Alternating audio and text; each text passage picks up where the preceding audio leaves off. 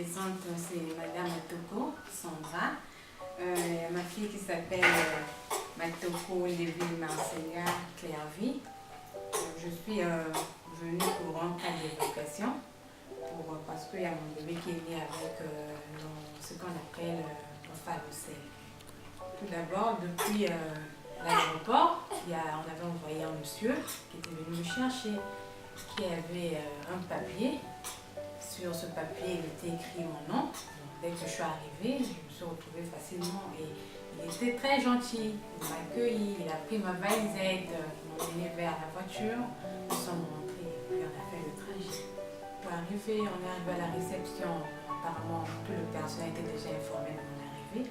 Donc, on a directement dit au monsieur le numéro de ma chambre. Il m'a fait monter jusqu'à la chambre, installé ensuite. Il est parti. Dès mon arrivée, il y a le chirurgien qui est passé, il y a l'anesthésiste qui est passé, il y a le docteur Ouda qui est passé. J'étais bien accueillie. Et le chirurgien a même examiné l'enfant dès le même soir. Et il m'a informé.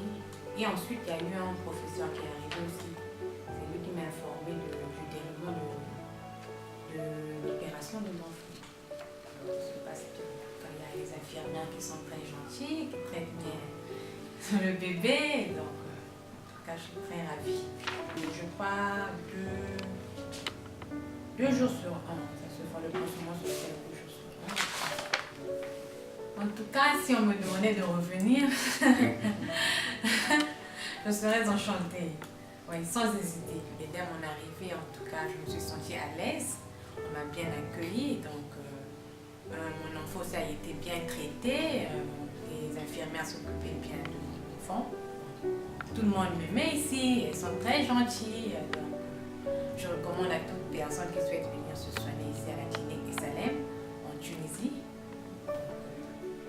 Ne pas hésiter, en tout cas tout est bien et beau ici. Merci. Je me présente, Dr Chely Semi, chirurgien pédiatre de Libre Pratique à Sousse.